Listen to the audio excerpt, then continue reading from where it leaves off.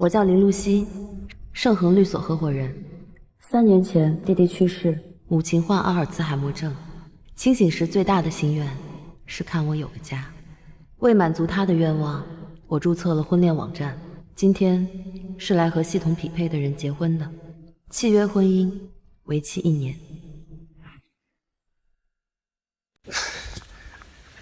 抱歉啊，路上堵了。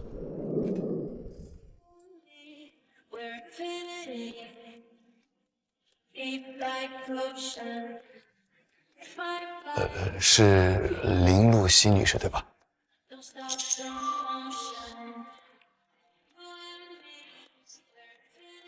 契约条款都看了没有？为期1年。看了，婚后各过各的，扮演恩爱，不得不要爱上我。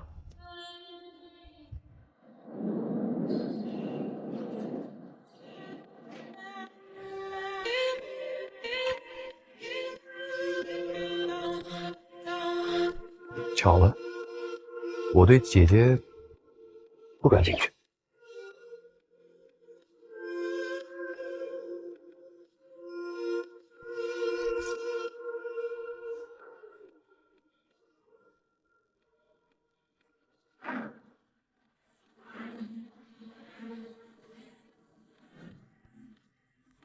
姐姐，爱玩的人是你。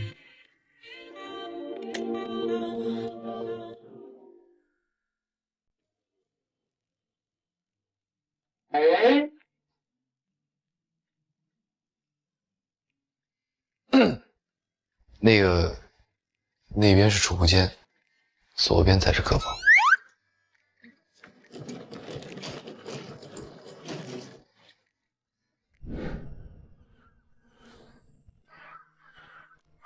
补充协议有3：第一，不得爱上对方；第二，不干涉对方的私生活；第3，若违约，净身出户。你有双温柔的眼睛，映着我向往的风景，赐予给我一场梦境，说什么都不可信，雨滴仿佛是你的耳语，在窗外我加一条：若甲方爱上乙方，则合约作废。行。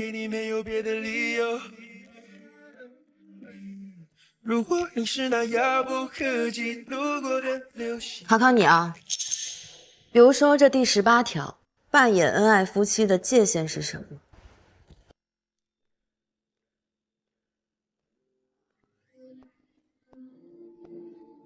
就比如现在，你头发上的水快要滴下来了，我帮你擦，那属于扮演还是属于？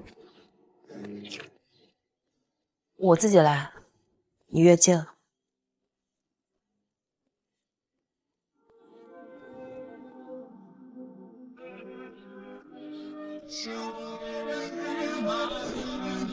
合作愉快，我的甲方。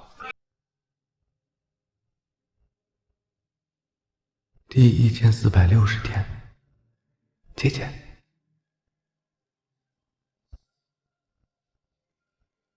露露，姐姐结婚了，你说过会有人来照顾我，是这个人吗？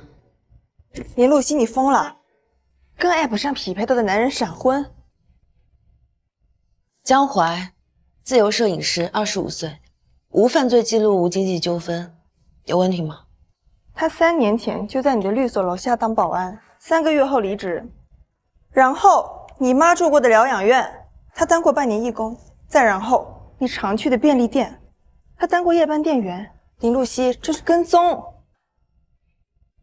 这些照片你哪来的？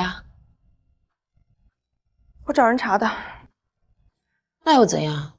我说过，各过各的。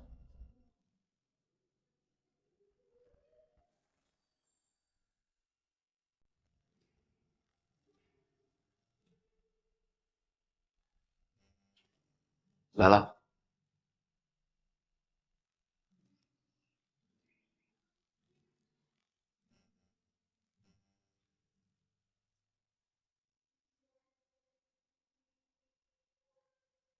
你查我了？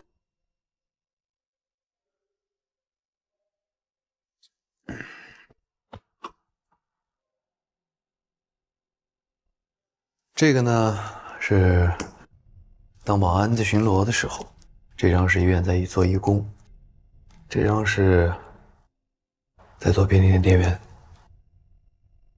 碰巧都在。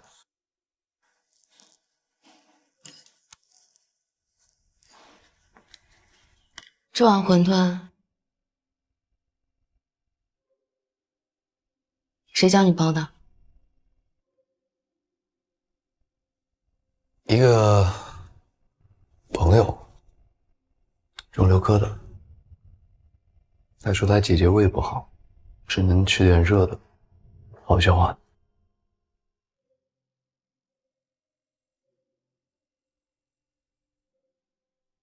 露露在肿瘤科时，我从来没有见过你。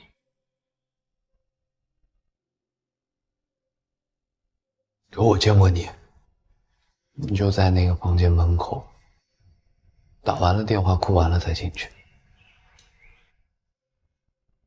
我不敢上去打扰你。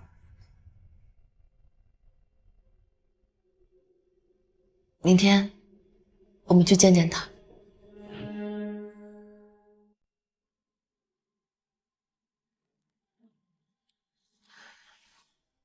露露，姐姐来看你了。你说会有一个人替你来照顾我，是他吗？林露跟我说过最多的一句话就是，她姐姐的胃不好，还不总是好好吃饭，她让我好好照顾她。她姐姐还总是一个人在病房外面偷偷的哭，还以为她不知道。姐，如果安哥来找你了，你先别赶他走，他跟你一样，什么都自己扛。你让他给你包馄饨，他包的比我好。还有，你每次在走廊上哭完才进来，我都听到了，每次都听到了。露露，你托他照顾我，你让他替你来，是，你是把姐姐都安排好了，可是姐姐连你最后几天到底疼不疼都不敢问。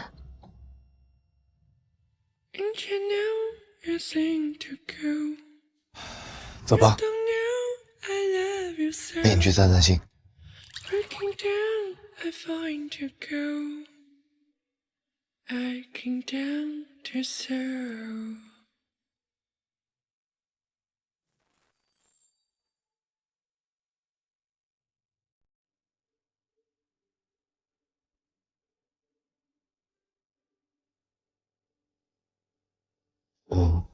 那个，要不你先随便逛逛，我去给你拿瓶水。嗯。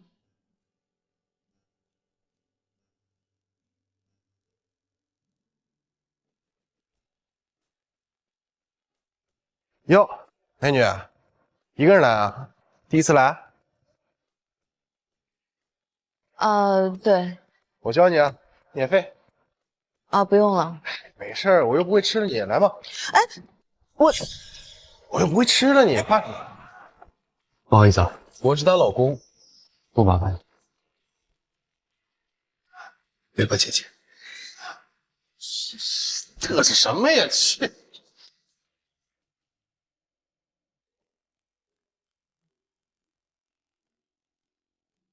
刚才那个胸大无脑的无名指上有戒指的痕迹，是有家室的人。我不是有意介入你的私生活。你的观察力不错，适合当证人。I've been around and brought you down, it's true.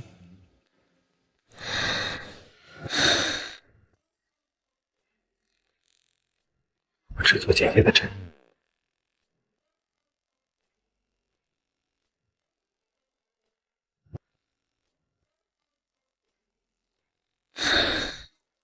你在发抖？我只是在评估风险。不风险。 I think too much, I'm out of touch. 你的右肩胛骨有旧伤，还有你的颈侧疤痕，好像是某种钢坠后留下的。所以姜老师，现在谁更危险？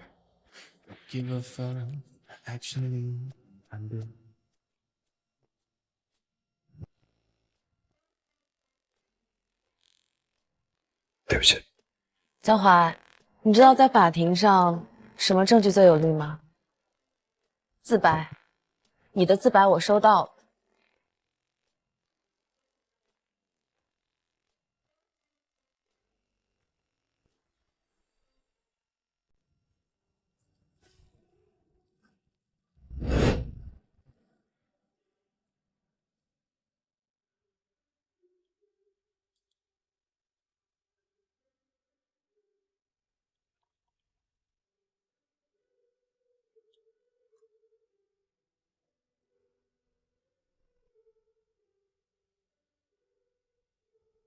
我16岁那年，就从这个高度，我跳了下去，差点死了。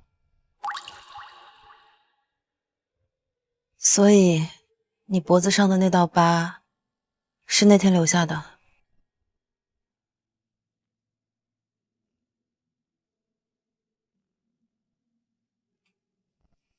后来呢？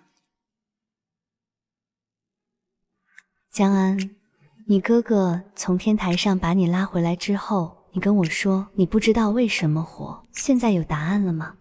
你的问题不是抑郁，你的问题是你妈妈抛下你之后，你把自己封闭了起来，现在你又把你哥的意外去世归咎在自己身上，你再也没有让任何人靠近你，你需要一个人，一个走进你生活的人，你会遇到的。后来我去医院做了义工，认识了林璐，她是我这辈子遇到过最好的朋友。她在临走前把她的姐姐托付给我照顾。我做这么多奇奇怪怪的事情，都是为了守护她，远远的看她一眼。再后来，她就注册了婚恋 app。所以，4个月前的那场雨夜，4个月前的那场雨夜，是我。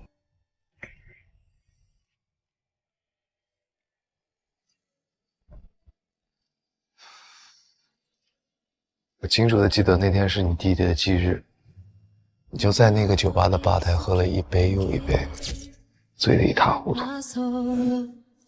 헤어날 수 없는데 멀어져가는 널 네가 붙잡을 수가 없어 어두워진 나의 기억에 내 환한 빛이 되어줘 점점 흐려지는 네 얼굴 나를 미치게 만들어 조금만 내 곁을 지켜주면 돼 따스한 목소리로 어두운 눈으로 다시 알아볼 수 있게 제발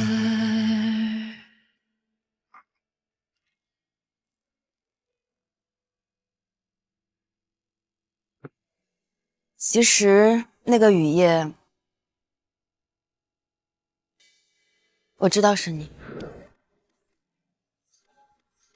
我只是在等你主动告诉我。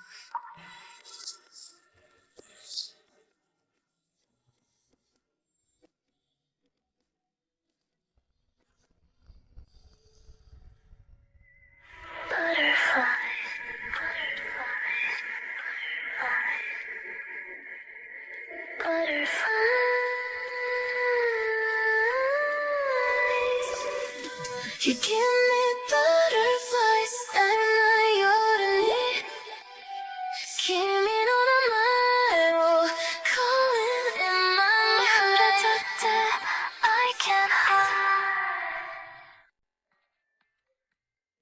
怀哥，我是周思野，你在家吗？谁呀？怀哥，怀哥。 怀哥，你还记得我吗？我是周思野呀。上次你给我拍的照片好好看，你可以再给我拍一套吗？他谁呀？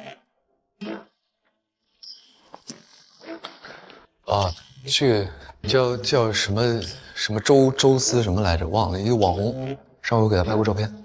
怀哥，他谁呀？我是江淮先生刚领证的合法妻子，他最近不接私单，他的所有商业合作由我全权代理。管这么多？忘了做自我介绍，盛恒律所合伙人林露西，也是江淮先生的常年法律顾问。律师管得住男人，你管得住自己的年龄吗？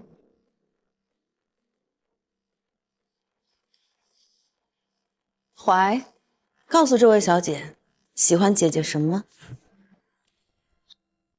怀，告诉这位小姐，喜欢姐姐什么？喜欢姐姐叫我弟弟的。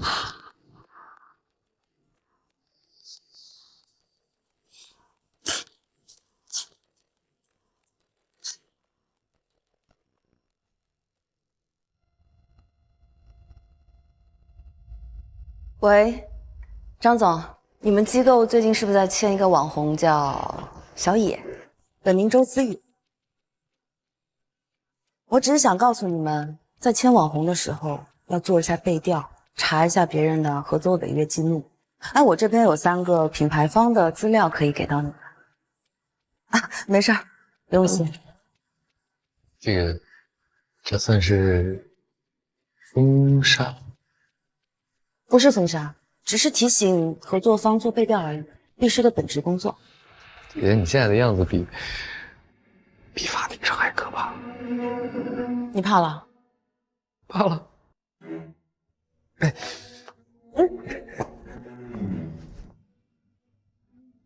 林大律师业务范围很广泛，什么时候签了我代理约？我怎么不知道？刚才口头协议也具有法律效应。那代理费按标的额分成。行吧，反正我有1年时间慢慢还呗。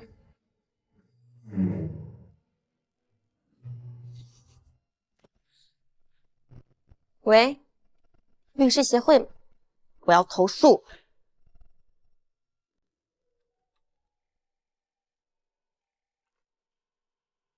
露西，投诉信到了律协，所里要开会。好。露西，投诉人质疑你丈夫身份不明，动机可疑，可能存在不正当的金钱交易，所以在调查清楚之前，我们建议你停掉手中的案子。请委会给我一次解释的机会。其实，露西，你还记得我吗？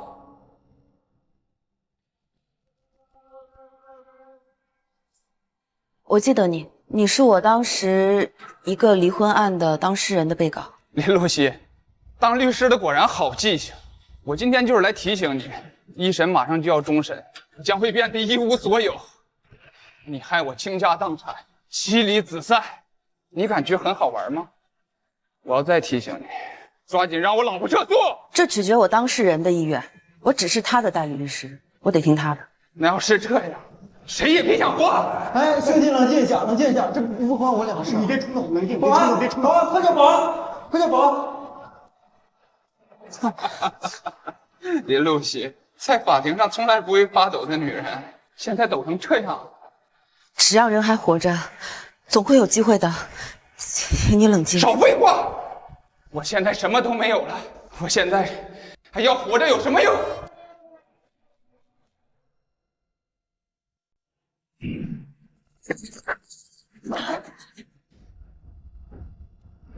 是水，不是硫酸。保安呢？保安呢？江淮，我和你拼了！江淮，江淮，就是他，把他给我带走！林露西，你给我等着！没事没事，你没事就好了。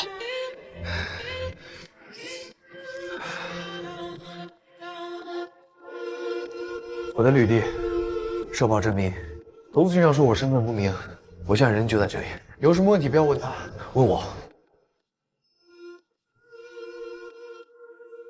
姐姐，我们走。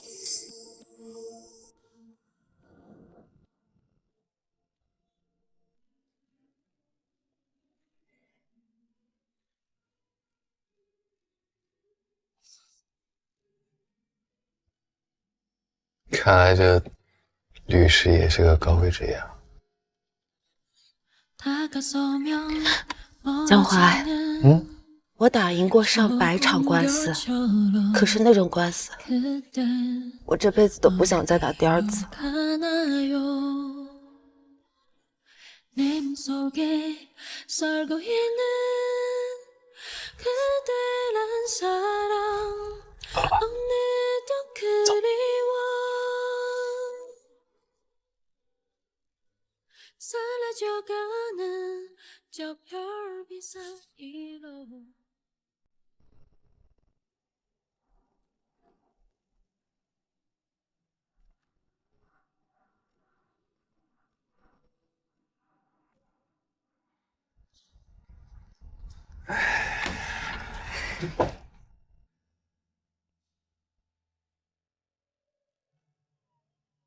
怎么突然想到带我来这儿？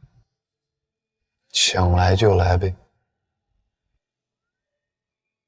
你之前在这里上班，上了多久？1年02个月。夜班。那个时候你加班到凌晨的时候，你就来这边买一杯冰美式，然后胃疼的时候就等等的。一人完成2个人的不同款游戏，为何你还不满意？冰箱里的东西早就过期。你知道吗？其实那天状态挺不好的，然后我就听到了你和那只小猫说：“我没有家了。”你也没有，但天还没黑透。哎，你知道吗？其实在我差点跳楼那天，有个人也说过一样的话。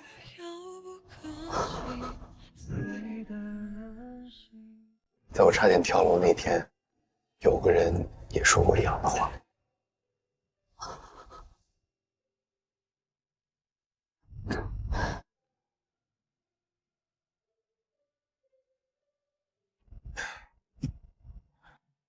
这是我的半条命，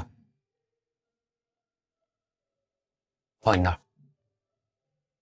你帮我拿着。因为你就是我活下去的理由。曾以为世界只剩下一片荒芜，心碎的痕迹刻画在每个日暮。习惯了独自承受风雨的残酷，遗忘了笑容曾是我的救赎。黑暗中摸索找寻一丝。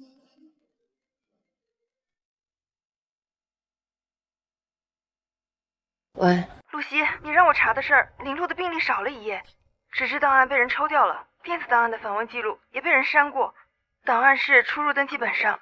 你弟弟去世前1周，唯一一次非工作时间调阅档案的是程玉白。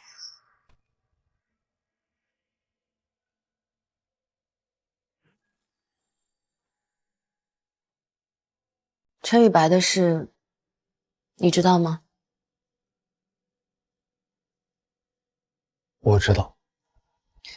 为什么不告诉我？你也没问我呀。你怕我调查完了就不需要你了？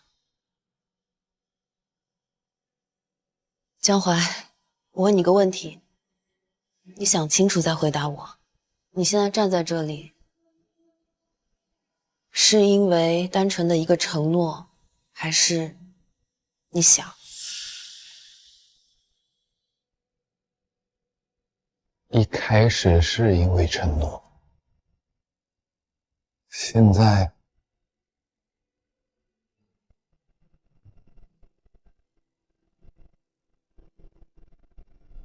从什么时候变的？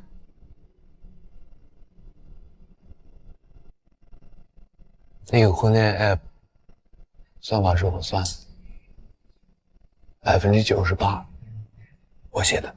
你写？我写的。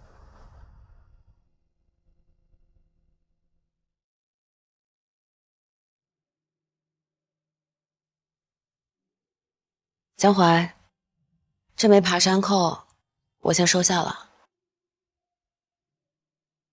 明天带你去见我妈。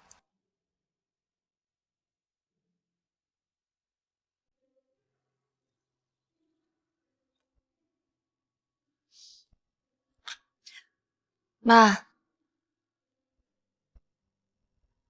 这就是我跟你提过的江淮，我们结婚了。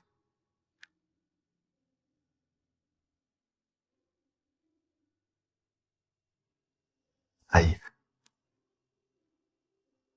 安仔，你怎么瘦了这么多？你那个时候推我去花园，太阳好大，你说晒黑了就不冷了。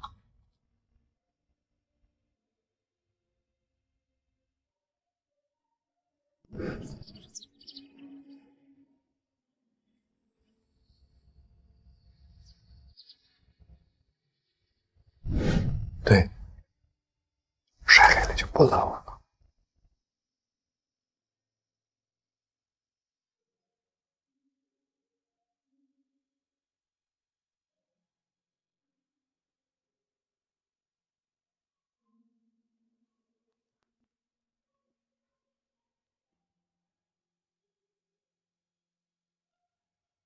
阿姨她怎么会知道我那个名字啊？可能是你之前做义工的时候告诉她的吧。妈比我记得更清楚，她只听过那个名字一次，从我弟嘴里。陪我去散散步吧。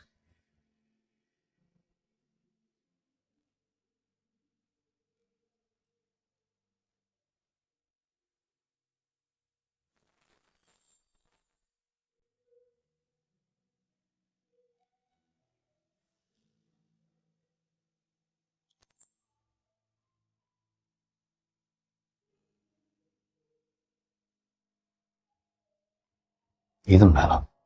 我来看望一位老朋友，没想到在这儿遇见你。这位是我的妻子。你好，我是傅晶，林露西。我知道，盛恒律所的合伙人。安仔，妈妈想和你聊聊。我叫江淮，傅女士。我这一次回国就不走了，把基金的总部迁到上海来。跟我有什么关系？有关系啊，我是你母亲。我妈死了。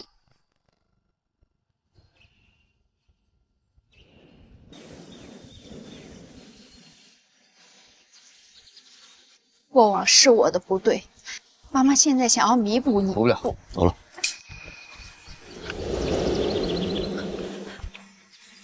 江淮，安仔，我不是求你原谅，我是来还的。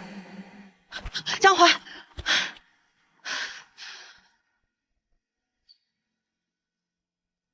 你知道她是谁的吧？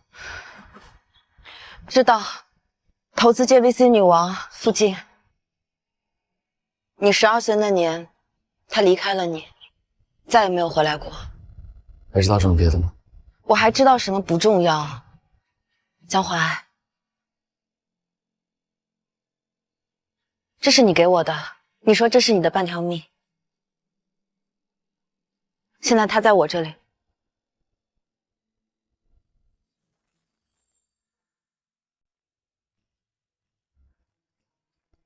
傅金找到了所里，他想委托我们做他基金的常年法律顾问，2000万的年费。推掉。那可是2000万。你很缺钱吗？我缺瓜，所以你能告诉我，你老公那位亲妈到底想干什么？他根本不缺律师，他只是想让江淮坐下来跟他聊聊天，而且他也不需要法律顾问。所以你的意思是，那就按次收费，聊一次记一次钱。露西，你真是个律师。走，开会去。如果采用方案 A 的话，我们就从小区的后门进去，你们觉得怎么样？这条路很宽，如果从后面进去的话，我们还是有风险。有道理。那如果是方案 B 呢？从小区的侧门过去是不是？跟踪骚扰的案子，你偷听？我刚来。从这儿进，信我，我是专业的。说来听听。我做过呀。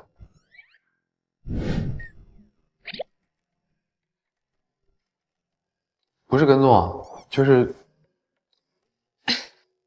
守护，反正是一个逻辑嘛。那 OK， 那这个案子就由你来当搜证顾问。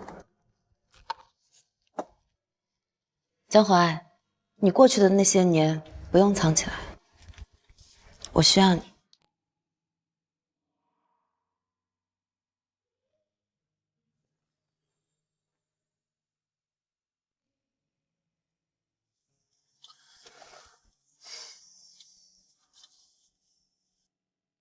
你一般要等多久？一般1-2个小时吧，甚至有时候一整晚。你一个人啊？婉晴会陪我，但她熬不了夜。那你一个人害怕吧？有点儿，但现在有你了。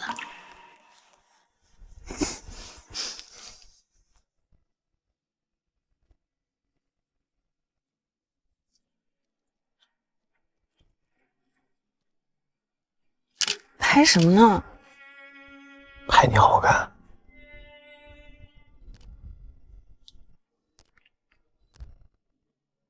我看看。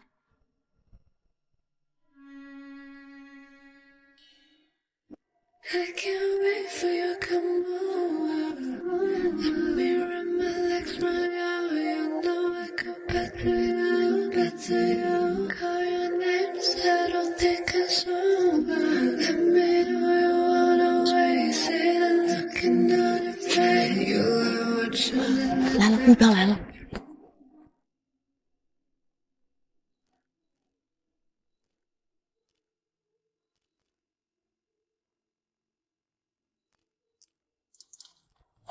拍到了吗？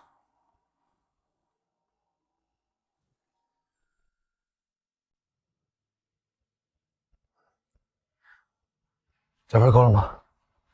够了，够出律师函了。来，我看看。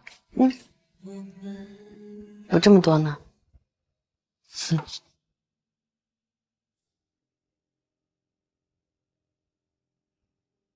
刚才你在车上说你现在不是一个人的时候，是因为我在吗？你想问什么？没什么。我就是想问一下，你有没有在等我？你今天怎么了？奇奇怪怪的。我害怕。害怕什么？你是因为也要查弟弟的事情才让我靠近你。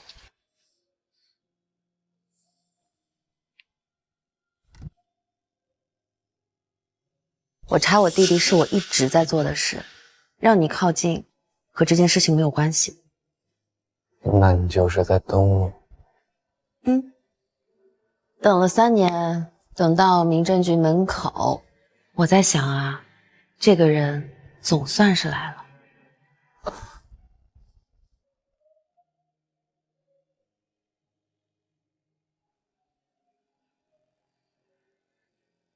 就是想让你知道，不管你是不是因为要查弟弟的事情才让我靠近你，我都会坚定地站在你这一边。我知道。我倒照片。走喽。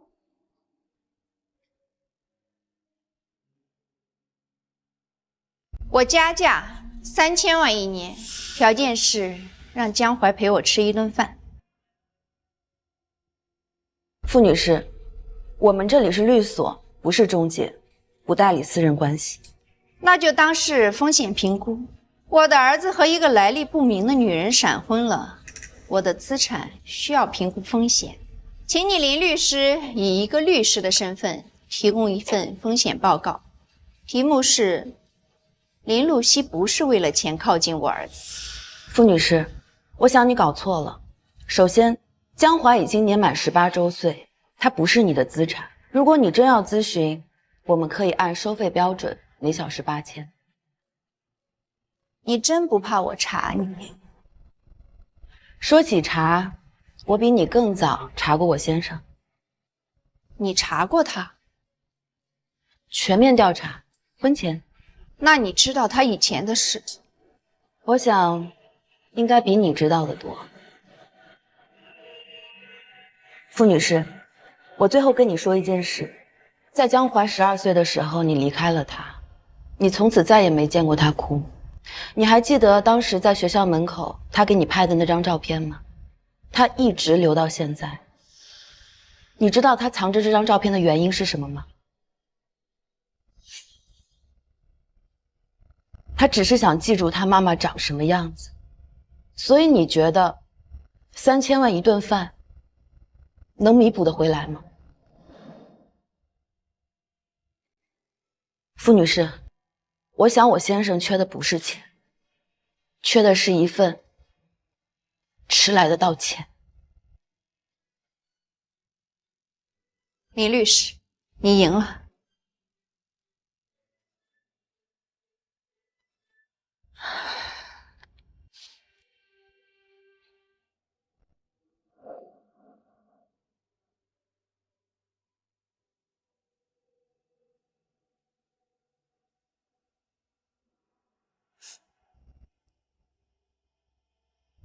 陈医生，我之前和你聊过的事，我儿子的心理状态，我想再约一次。傅女士，江淮的心理评估我可以做，但有个前提，您需要让我提前接触他的生活圈。他身边有一个律师叫林露西，你认识吗？认识，很早就认识。那你应该比我更了解。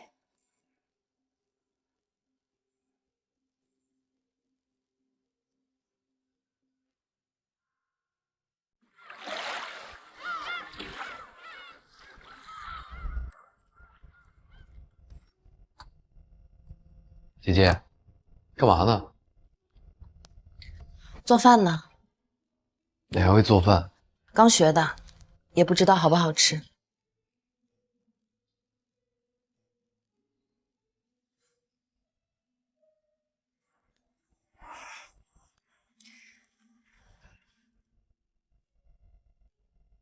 怎么样？好吃吗？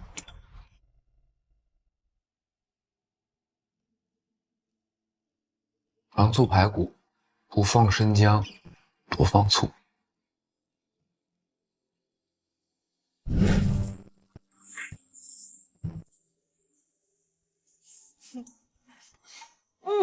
糖醋排骨，不要姜，多放醋。好。饿了啊。那天你妈教安仔应该不是乱说的吧？我16岁以后知道这个名字的只有一个，林露。你妈不会知道的，除非有人告诉她。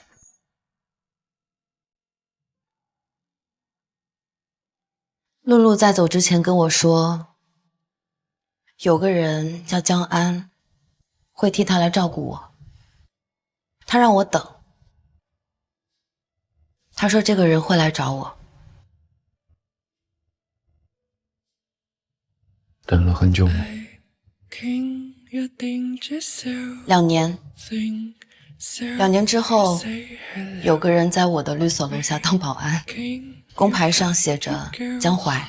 后来我去调取了你入职时候的身份证复印件，上面的名字不是江安，是江淮。后来我才知道，在你16岁的时候，你把这个名字注销了。你知道我叫江安，但是没有来问我。对，你以前总问我有没有在等你，我有。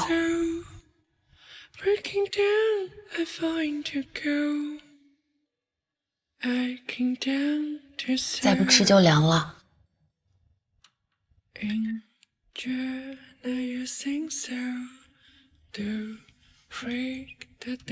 江安这个名字很好听。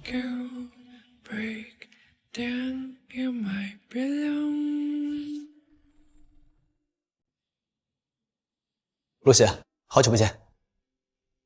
你今天约我来有什么事儿？没事就不能约你出来了。怎么说，我也是露露的主治医生之一，关心她姐姐也是应该的。拿铁加燕麦奶。你知道我的口味，这不是关心，是了解。了解不好吗？了解是信息搜集的结果。你知道我下班会几点回家？你知道我去便利店会喜欢喝什么样的咖啡？陈宇白，你知道的太多了。露西，你这是在审我？我只是在陈述事实，和露露有关的每一个人，我都会查，你也不例外。那你查到什么了？总有一天我都会查到的，只是时间问题。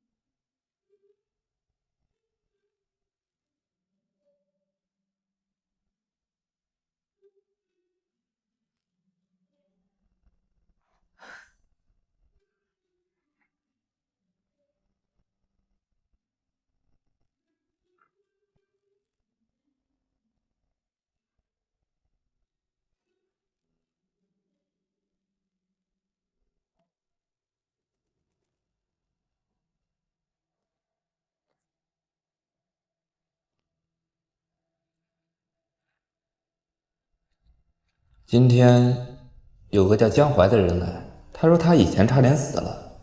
我问他为什么没死，他说有人告诉他天还没黑透。我跟我姐也说过这句话。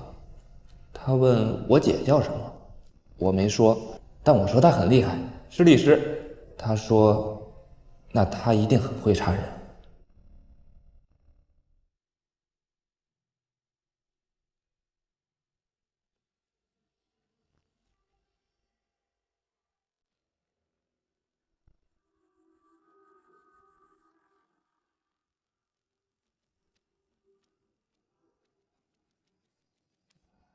我让护士姐姐帮忙接热水，她加班的时候胃疼，喝热的会好一点，但她总是不喝，说忙忘了。安哥说他胃不好，他也知道，他跟我一样，是个会盯着你喝水的人。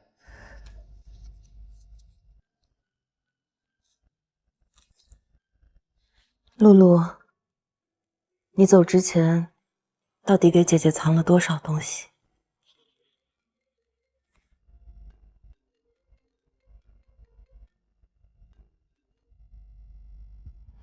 喂，露西，你让我查的陈玉白，他名下有一笔转账记录，金额不小。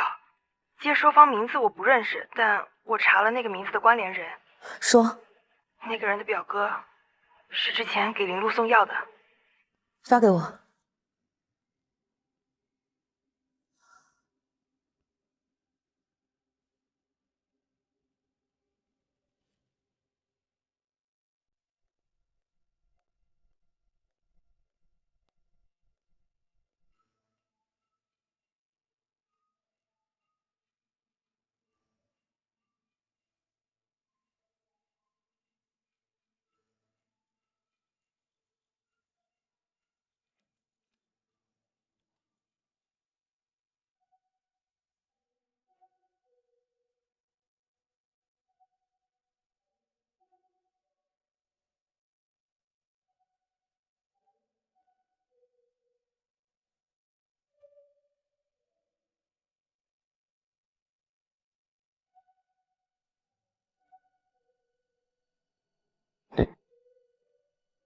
你怎么来了？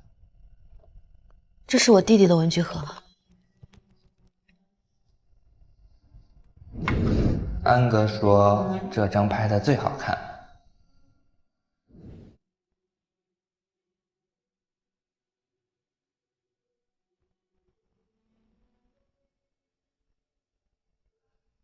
安哥，这是我姐最好看的一张，你拍的她。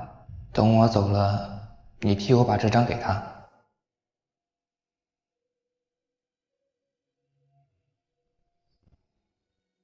安哥说他胃疼还喝冰美式，我不在了，你管他。安哥，你别站这么远拍，近一点，他不会发现的，就算发现了也不会生气。安哥，等我好了，你教我拍照，我给我姐拍。这些都是他写给我的，我每次去看他的时候，他就给我写一张。赞这么多，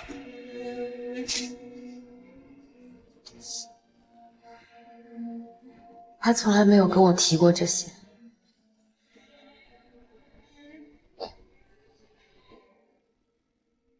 他让你管我喝热的，你就在便利店守了1年。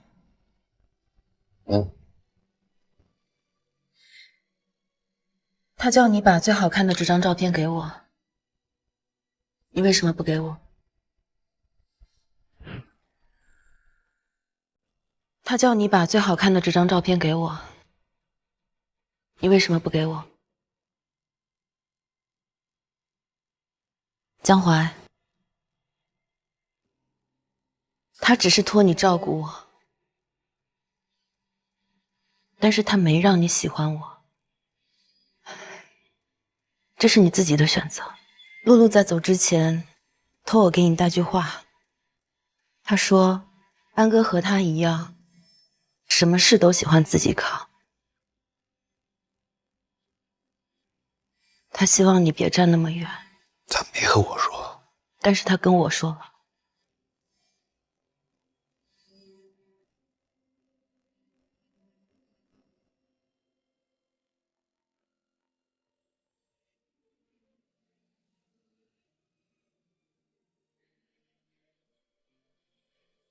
你是我唯一的偏爱，是我所有原则的例外。我的心只为你一个人敞开，想为你挡下所有的伤害。我的爱不说出来，他们说爱要权衡利弊，才不算爱得太过卑微。可我只想把全世界最好的都碰到你面前，因为有了你，我的世界。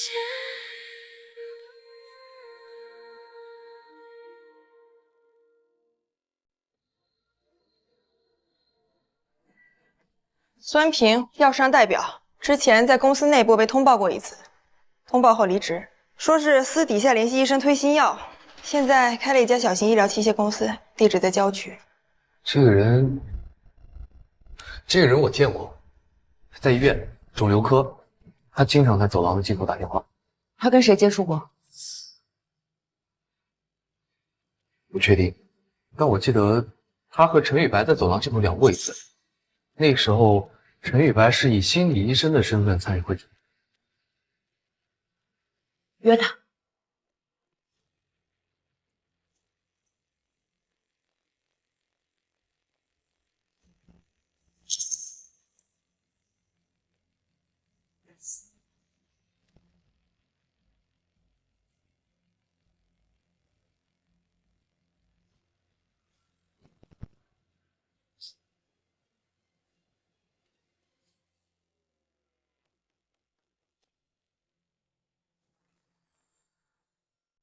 这是什么呀？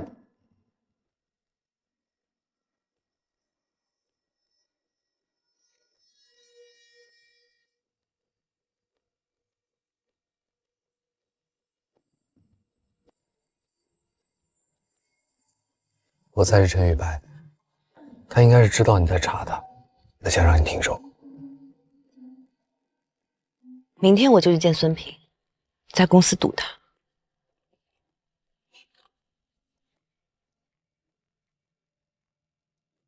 你一个人去啊？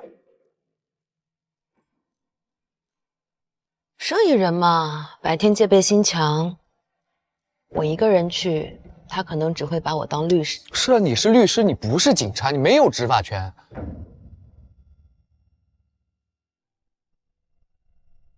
他要对你动手怎么办呢？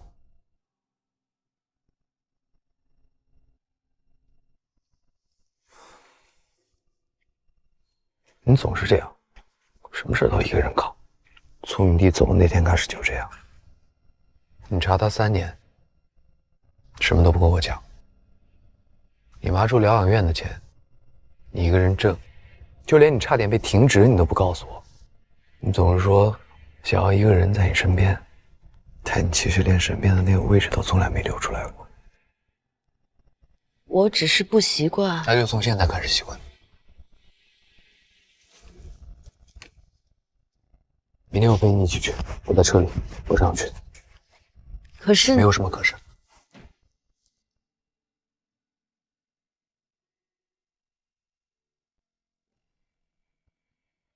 孙先生，我是一个朋友介绍来的。谁？陈医生，陈宇白。他有一批医疗器械需要采购证明材料，怕有些经济来往不合规。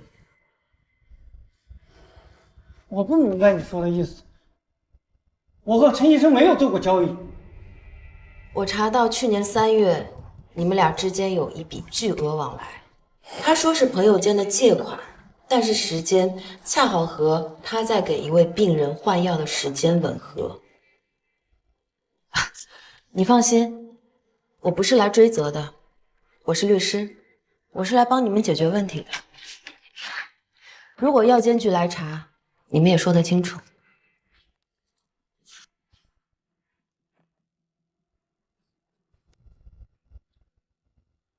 你说的那个病人，他是谁？林璐。那个不是我，是陈医生要的药。他说那是他导师的课题，我只是给药，我也不懂那药是什么作用。说清楚，是谁换的药？陈宇白，他自己把病人的辅助药停了，换了我给的新药。后来那批药批号也删了，也是他干的。有了吗？拿到了。换药、停药、删批号，他亲口说的。陈宇白，他自己把病人的辅助药停了，换了我给的新药。后来那批药批号也删了，也是他干的。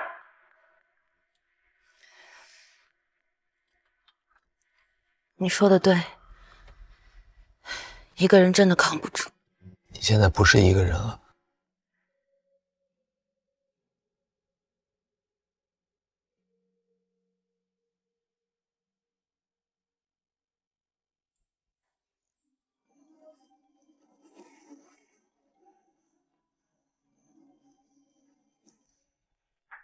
喂，露西，孙平刚才给我打电话了，他说今天有个律师去找他，问了一些关于药的问题，录音了对吧？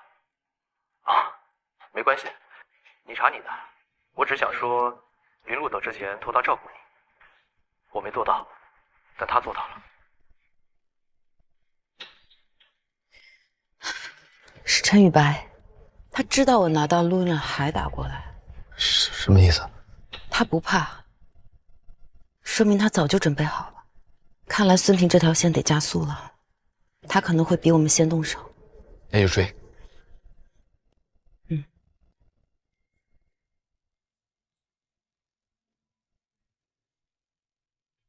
林律师，你提交的录音证据、转账记录、病历残页、照片证据委员会全部收到并核验。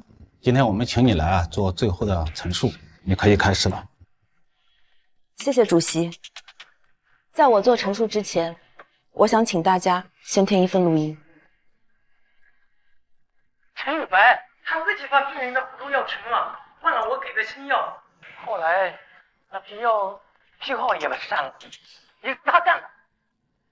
录音里的人是孙平，药商代表，他供的药替换了我弟当时治疗时辅助抗排异的药，而换药的人正是陈宇白。他不是肿瘤科医生，他仅仅只是我弟的术后心理辅导，他没有处方权。这3张照片拍摄于我弟弟去世前1周，这一张是陈宇白亲手从孙平手里接过样品药箱，这一张是陈宇白正在翻阅病历档案，这一张是陈宇白在护士站修改病历编号。时间、地点、行为3点连成一线。这一份是我弟弟的换药病历记录单，电子档案被抽走，纸质档案被修改。我弟的换药日期是在2月16日，3天后，我弟弟发生排异现象，1周后去世。我查到的不仅是这些，我还查到在我们的故居，我发现了我弟的日记本，上面有一行字。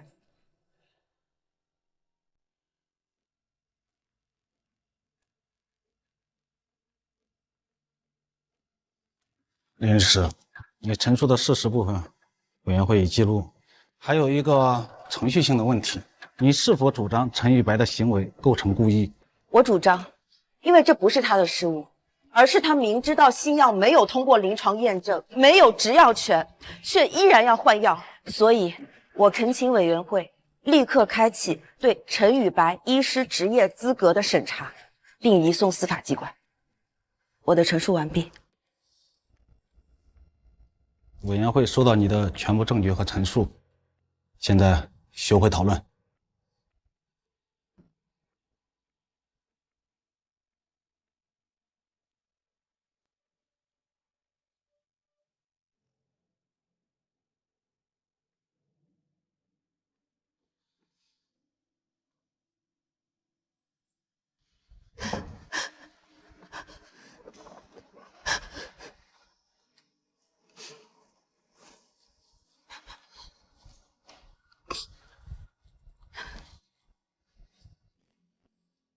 你也没吃晚饭，先喝点热水吧。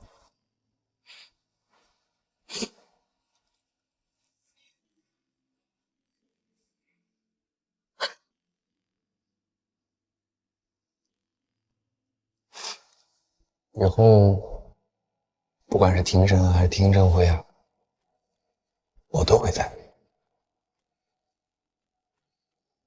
你再也不用一个人偷偷躲起来哭了。林律师，委员会已做出决定。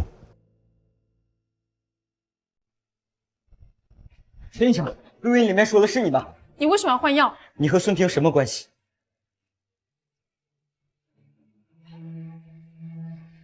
江北医院医生因违规操作致患者死亡，律协已启动审查程序，我们会根据实际情况进行后续调查。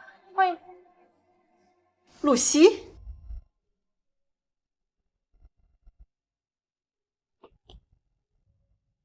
妈，你终于认出我了。废话，妈妈怎么能不认识自己女儿呢？你是安仔？是。露露说你会在天台等她，她让我告诉你，不用等了。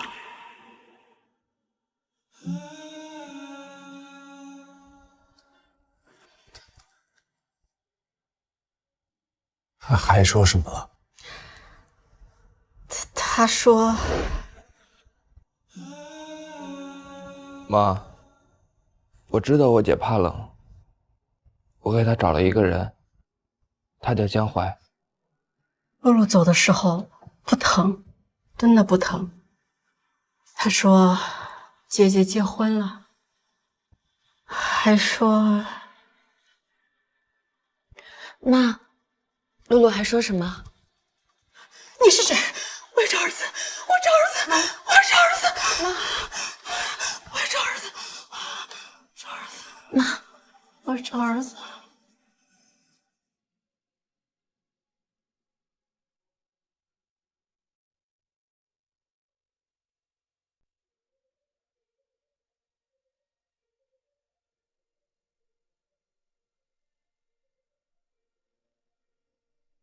露露，那个人查出来了，你走的那天，姐姐没哭，今天也不会哭。我要你看着，姐姐会把所有害你的人全部都送进监狱。林露，答应你的事我做到了。露露，今天姐姐来呢，是要告诉你个答案。就是这个人，姐姐要了。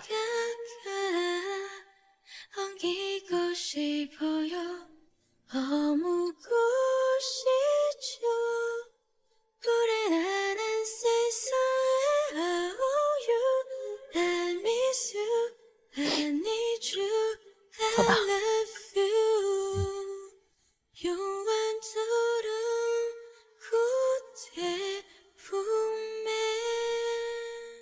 露露小时候啊，特别不爱拍照，每次我一举起相机，她就跑。有一次好不容易逮着她参加学校的竞跑赛，我就在终点等她。结果，她一看到我举着相机，第一个反应竟然是捂着脸，把我给笑死了。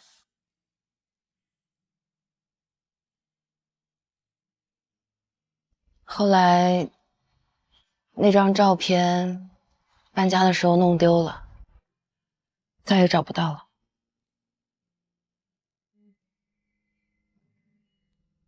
怎么了？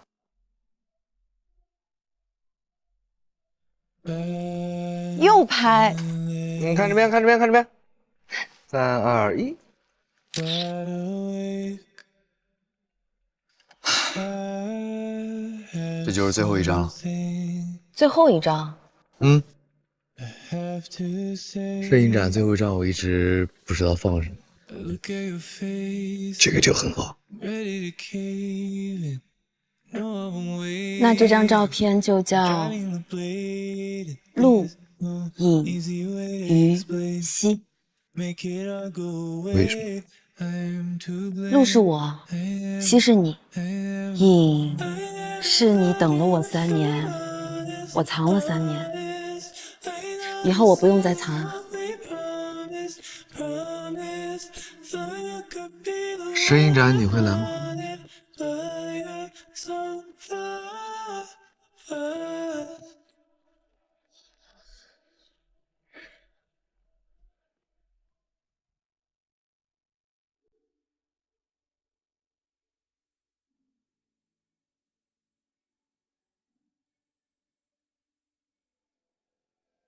感谢各位光临我的摄影展。在介绍这些照片之前，我想跟大家讲一个故事。在我16岁那年，家里遭遇了一些变故，我走上天台，想结束自己的生命。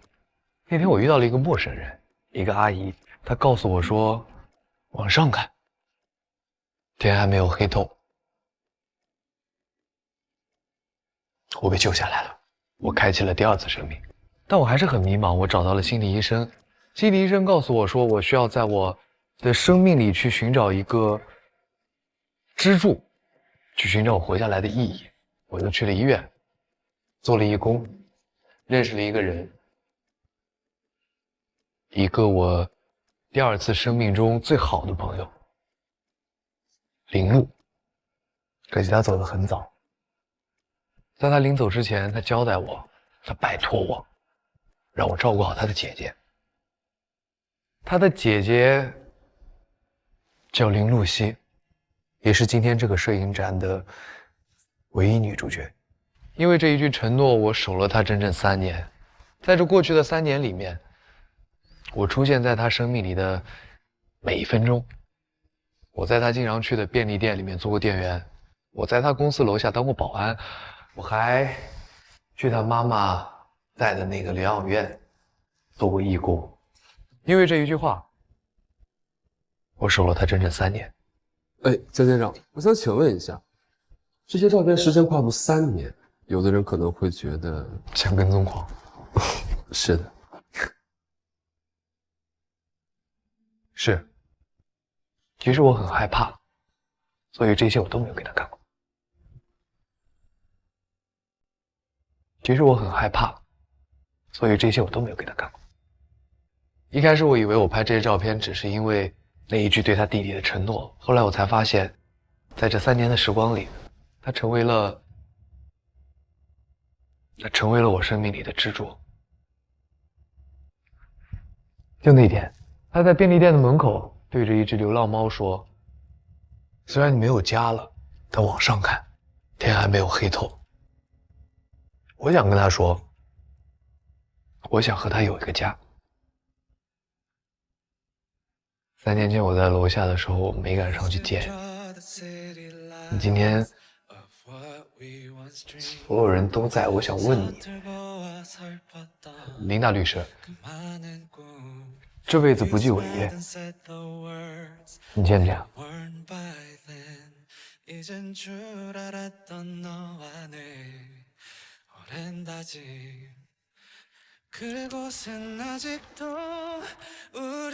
这一半也给你，我的这条命早就在你那儿。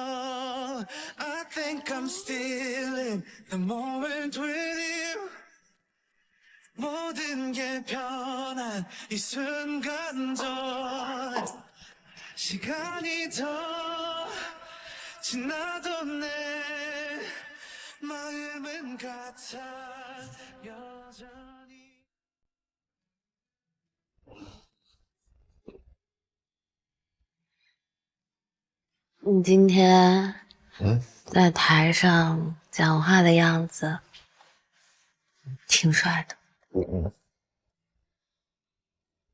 为什么？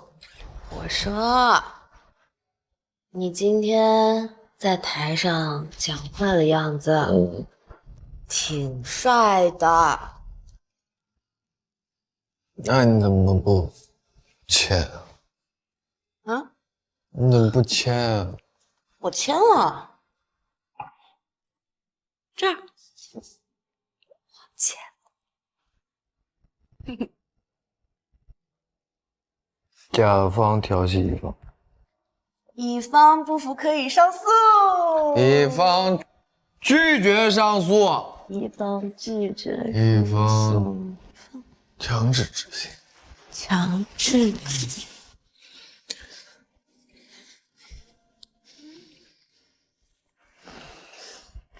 你什么时候学会的这招？那你觉得呀？甲方教的乙方。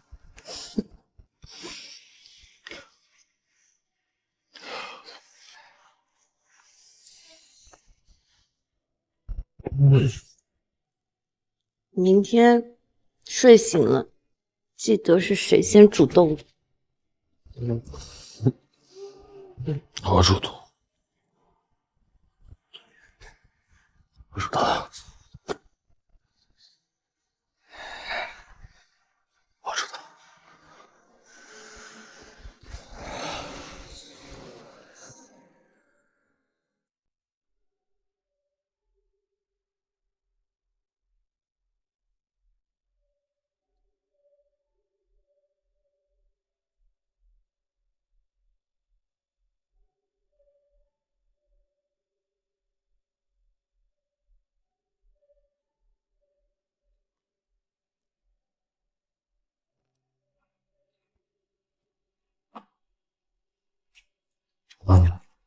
没有。几点醒的？有一会儿。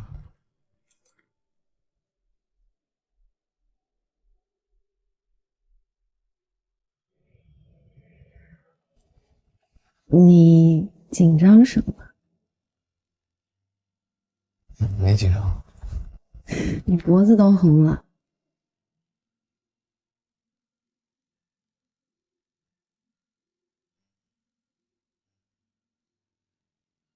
吃馄饨还是吃我？吃馄饨，因为我饿了。行啊，吃馄饨。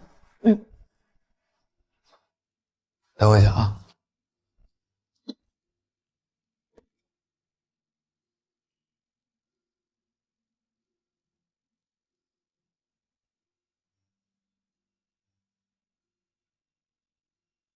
来，尝一尝。啊。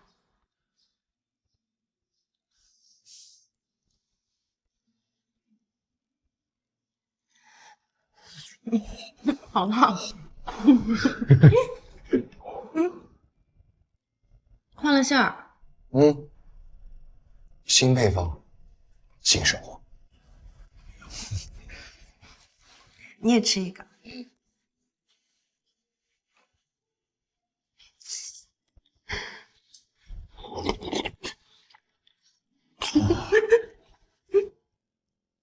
我感觉马蹄有点加多了，稍微有点减点。不换，这个配方锁死了。我再吃一个。好吃，以后的馄饨都你包。走吧。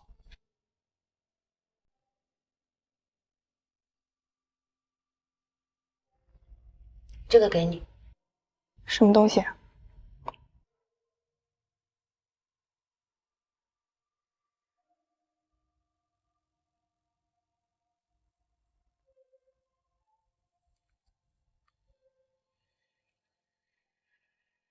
露露去世前，托我把这个给你。他说，只要以后打雷的时候你就攥着它，就不会害怕了。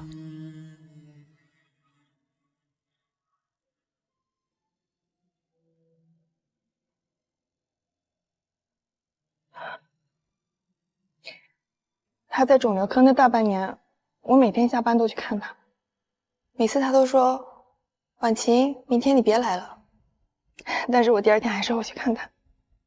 他每次看到我，都开心的像个孩子。但是他从来没跟我说过他爱我，但是每次打雷，他都会给我发消息，就一个字：在。其实啊，露露她不是不爱你，她只是不知道如何爱你而已。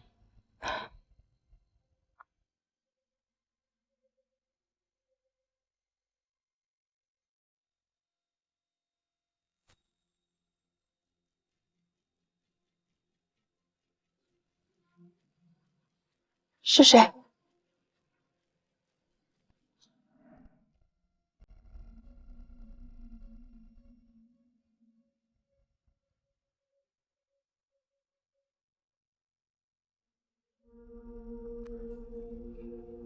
你还是来了，我以为你不会再来见我。你说医院还有人，所以我来了。你知道那批药怎么流向医院的吗？我一个人做不到，是有人提前打开了系统，修改权限。说清楚，那个人是谁？肿瘤科副主任沈志明，他管审批权限。孙平拿药，我开处方，我们3个人各拿1/3的责任。我跟你说这些，我的罪并不会减轻。我之所以告诉你，是因为你是林璐的姐姐。林璐死之前跟我说过一句话，说她姐姐是律师，什么都查得到。没错，你确实什么都查到了，但你是好人，我不是，我从来都不是。沈志明我也会查，他们一个都逃不掉。林露西。我能最后再问你一个问题吗？你爱从未。林露西，我从来没有想过害她的性命，但我害了她，这件事情我这辈子都还不完。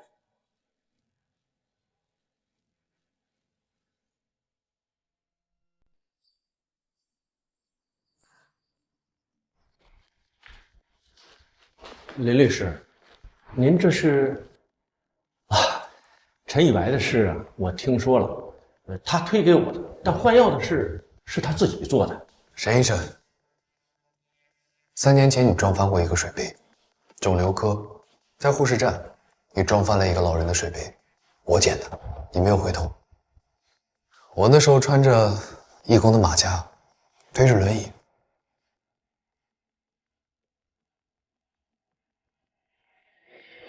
捡杯子是我拍的。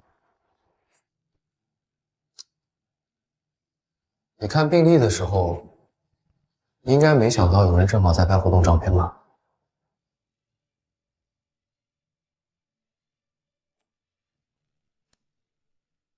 我叫苏婉晴，林璐的女朋友。她在肿瘤科那大半年，我每天下班都去。每次见到你，你都对我笑。现在我才知道，你笑的时候，她已经换了你批的药。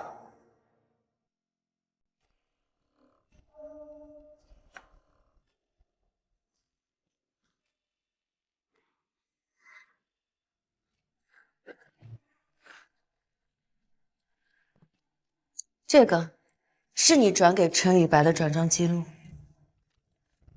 这个是你亲自签名的采购申请单。哦，还有这个，陈宇白他自己把病人的辅助药停了，换了我给的新药。肿瘤科副主任沈志明，他管审批权限，分批拿药，我开处方。你在删病历之前查了3次病历，2月16、2月17、2月19，比陈宇白多了2次。不只是林璐一个，陈玉白给我介绍了3个课题，我每签一次就收一次。你说不确定其他的有没有问题，你在签字的时候想过那些病人是谁吗？没有，我只是看了数据。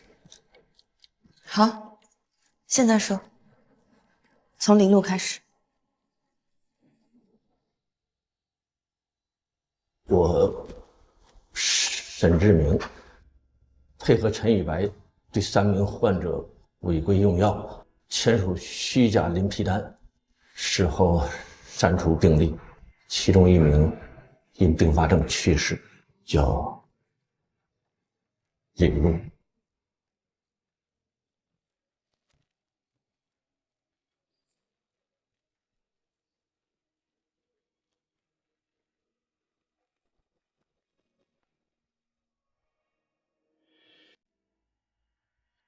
他说没看名字的时候，我想把戒指摔他脸上。他没看，有人替他看了。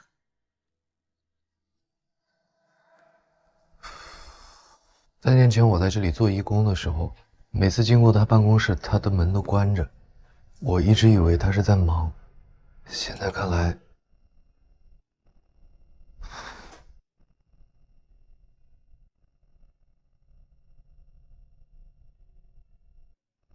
我和露露说，等他好了，我们一起去看极光。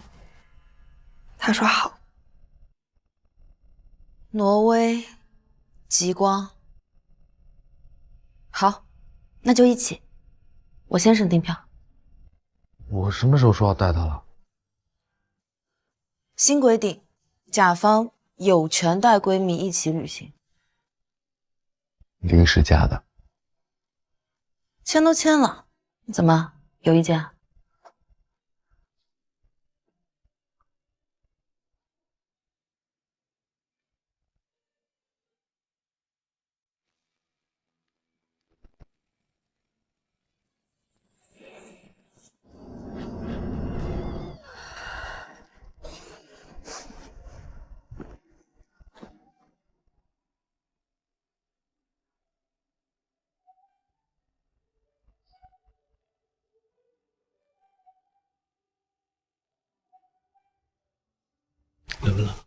冷，但是不想进去。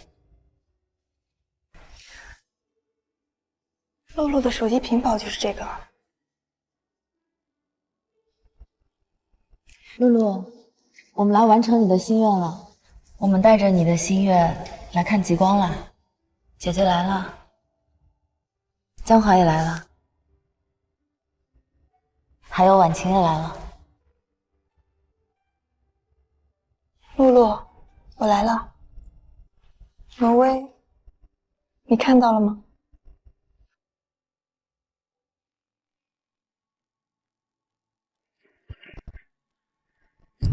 来，来，看我，准备。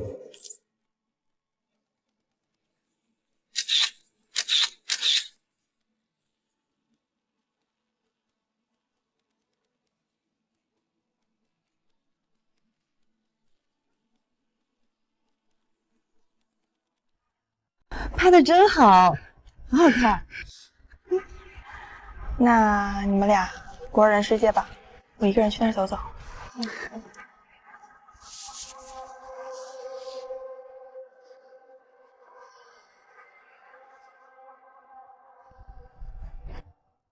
在想什么呢？我在想铃木，他明明跟我说过带你一起来挪威的，现在我不在这儿，他不在。他在。现在极光出现的时候，他也在。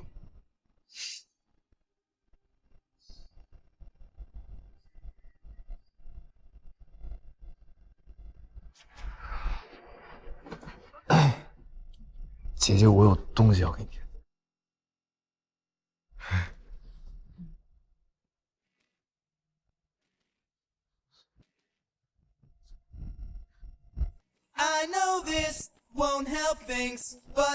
哦，其实我预早就准备好，什么时候准备的？我家领证那天，但是我没敢拿出来，我怕你觉得咱俩7月结婚配不上你的戒指，我怕你觉得咱俩7月结婚配不上你这枚戒指。我每过一个坎的时候，我都想拿出来。走错心那天，暗房那天，还有摄影展那天，我都想拿出来。可是我没敢。3天前我在你楼下当保安，我第一次看你从那个大门走出来，那天风很大很大，衣服大衣没扣，我就想跑过去跟你说，大衣扣上别着凉了。可是我也没敢，我这人确实是不太会说话。可是从那天晚上之后，我想说的每一句话都是你的名字，林露西，你愿意让我陪你度过每一个天亮吗？可以吗？他给我带上。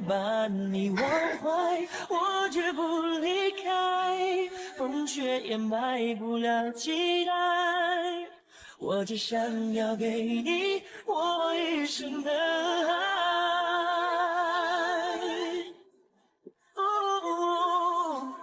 尺寸刚好。你怎么知道我尺寸的？绝不可能更改，我的心像片雪花，为你存在，冰封成一你生日快到了。你陪我过呗。11月7号。风雪也埋不了期待，我只想要给你我一生的爱。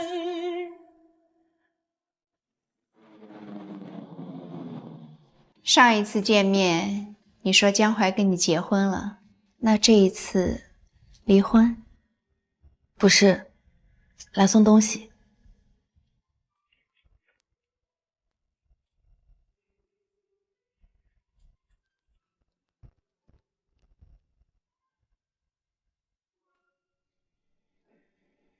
你怎么会有这张照片？在他的相册里发现的。傅女士，我今天来呢，不是以律师的身份，我是以他太太的身份。他16岁之后，再也没有让任何人接近过他，也没给自己过过生日。你觉得我能做什么？11月7号，他的25周岁生日，我希望你可以来。他需要从这件事情里走出来，毕竟一个12岁的小男孩等他的妈妈等了太久。或许他现在没有办法原谅你，但我相信只是时间问题。我想要的是一个完整的丈夫，他心里的结不是谁都能解开的。当年我走的时候，跟他说妈妈出去赚钱，很快就回来，他没有哭，他就那样站在学校门口看着我，没有哭，在最该哭的时候从来不哭。他以前不哭是因为没有人接，他现在有人接了。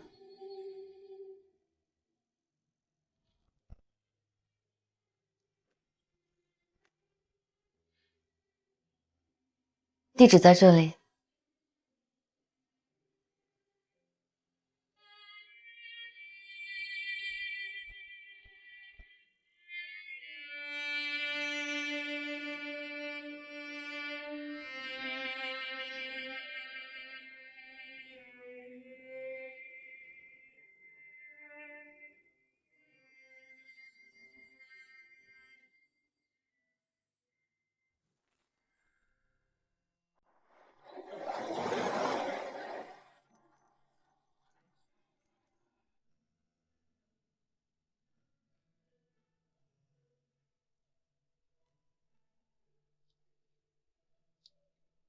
你们干嘛呢？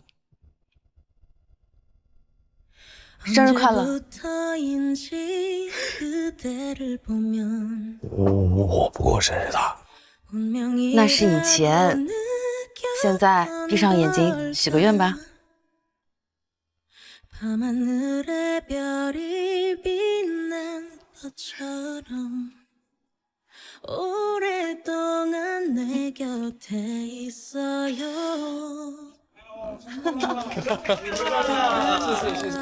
来，快吃大锅！安仔，来，生日快乐啊！这台相机是你爸的，你小时候特别喜欢玩，那个时候不会装胶卷，就听快门声。这13年，我每次搬家都会带着它。现在还给你。这是我爸的，不是你的。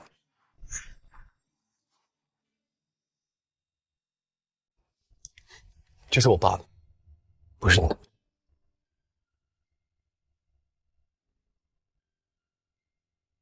13年，你带他走了13年，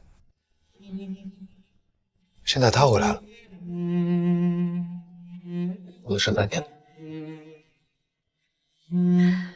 我知道一台相机是远远不够的，妈妈也知道没有资格要求你原谅我。我来，我只是想告诉你，以后你每年的生日妈妈都会来，不管你叫不叫我。我只是想说，妈妈回来了。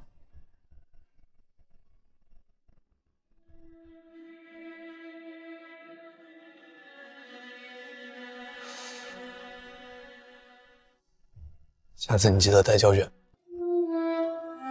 好，好。阿姨，这杯酒给你啊，我们一起祝江淮生日快乐。好。是生日快乐！来来来，生日快乐！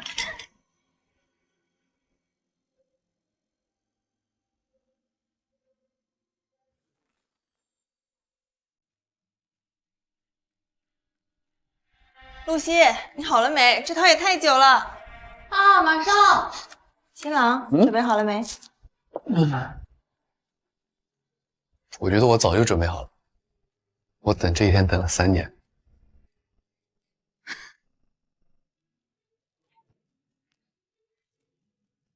Oh baby, like a water in the loop, I've been stuck in the truth.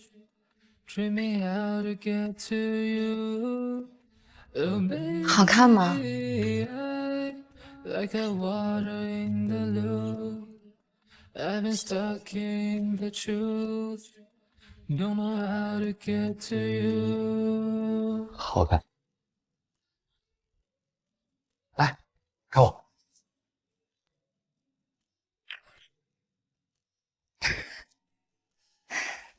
以前我们就说过，谁先结婚，另一个当伴娘。可惜我穿伴娘服的样子，他看不到。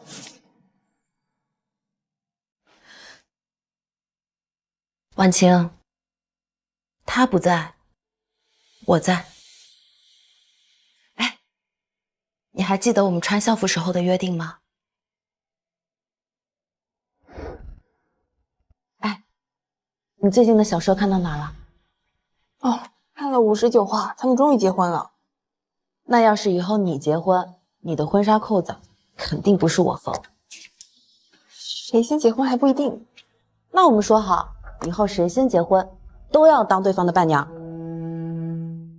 好，盖章。还穿校服的时候，我们就说过，你婚纱的扣子由我来缝。露西，从校服到婚纱，你人生的每一个重要时刻，我都不会缺席。好，那我们再拍个照。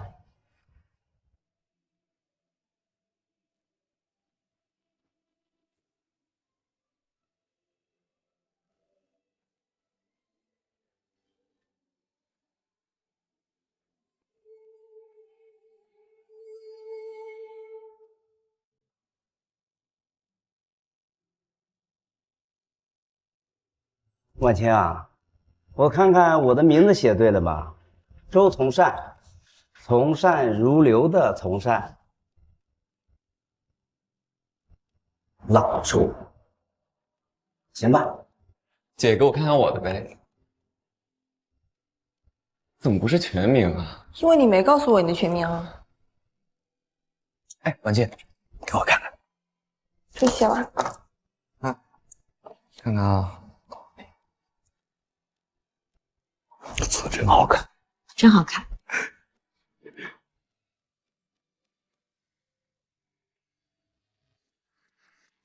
你怎么知道他会来？哎，刚才婚礼流程表都是他帮忙改的。写完了，看你们这腻歪的样子，我简直像150瓦发光大牛马啊！哎呀，好了好了，我跟你一块写。那还差什么？男方这边的已经写完了，女方这边你自己看看。好，一块写。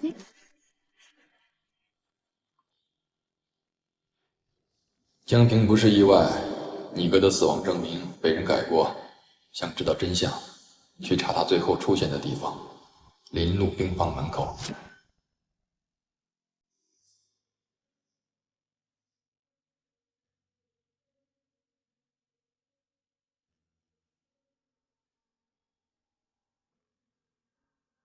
往后放。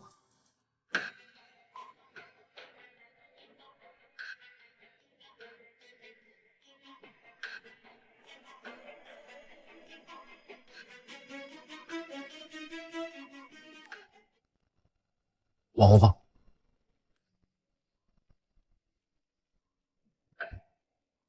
然后呢？然后他去哪了？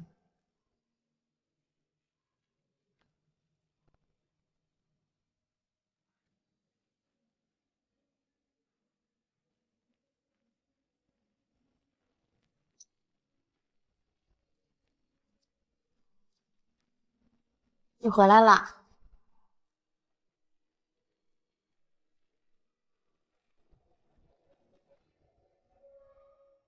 你见过江平？见过。林路去世前一天，我在病房门口碰到他，他手里提着一袋橘子，说给露露，然后他就走了。你没跟我说过。我当时不知道他是谁。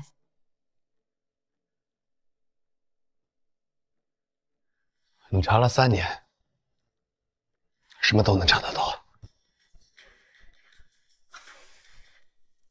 我是查过，可是医院的监控记录只保留30天，更何况我只见过他一面，不到2分钟。我哥生命里最后一句话是对你说的。你想说什么？2个人，一个你弟，一个我哥。你在病房门口接完我哥给你的橘子以后，我哥就死了，你弟也死了。你说我想说什么？江华，你什么意思啊？我再说了，我们分开一段时间。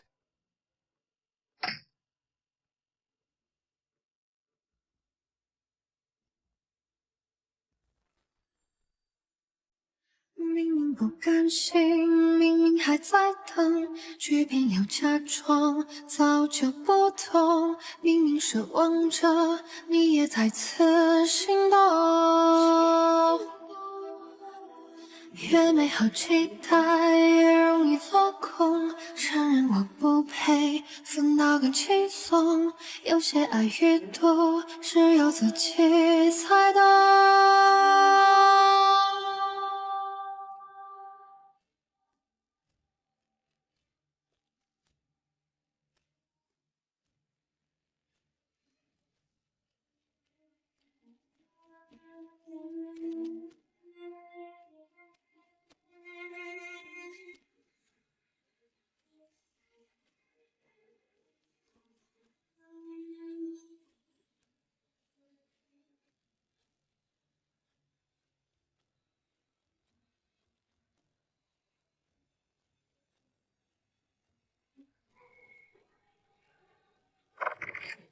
这个人帮我查一下。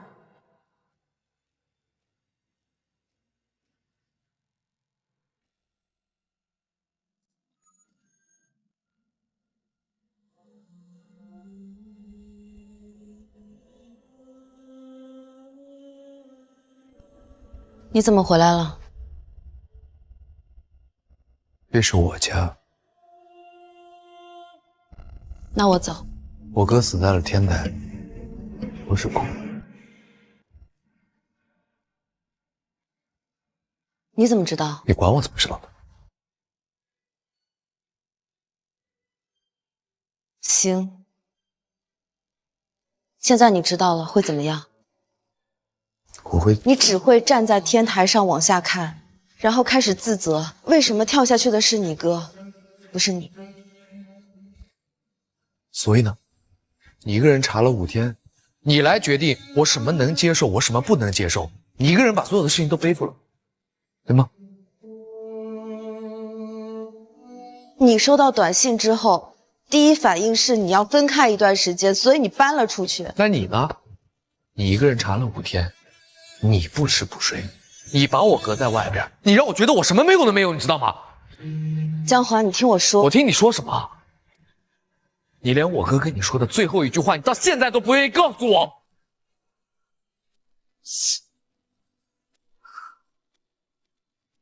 好，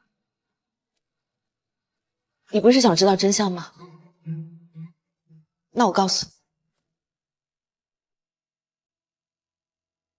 你，你哥的死确实不是意外，害他的人正是陈宇白和沈志明，但具体情况我还没有查清楚。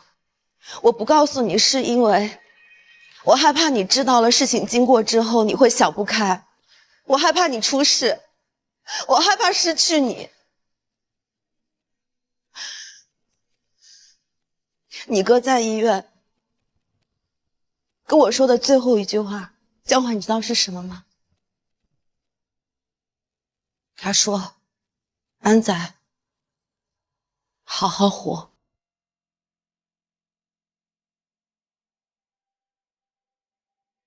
你还爱我吗？你还爱我吗？你懂我会不争气，想回到你身旁。江华，江华，这不是你一个人的。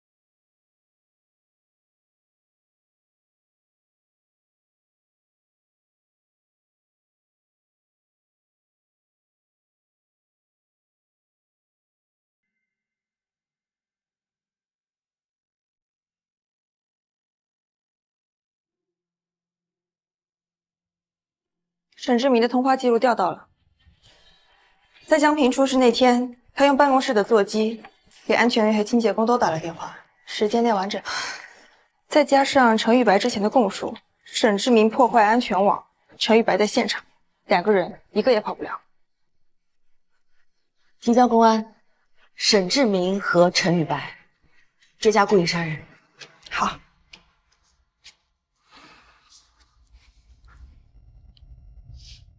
结束了，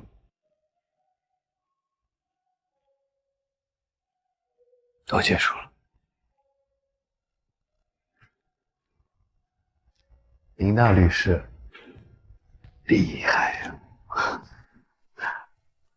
监控画面是你发给我的，天台的划痕是你先发现的，还有那个螺栓也是你先拍到的。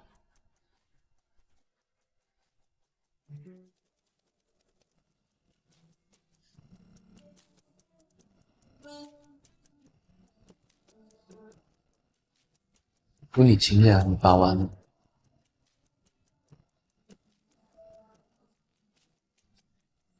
发，今天就发。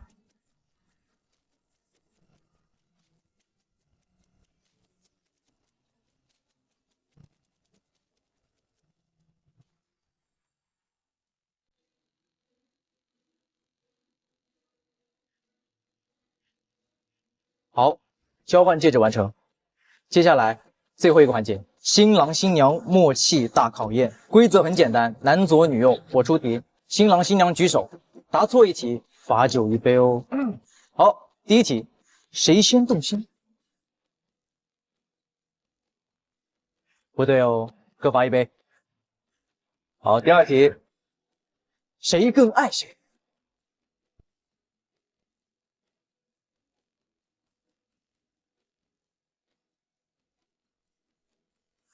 第三题哦，谁说了算？我说了算。哦，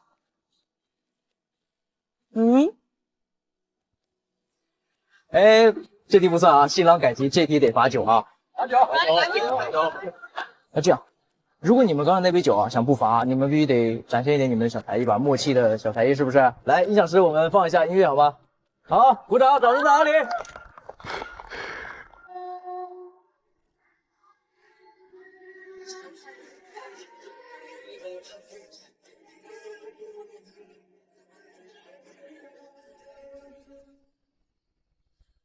到了某个年纪，你就会知道，一个人的日子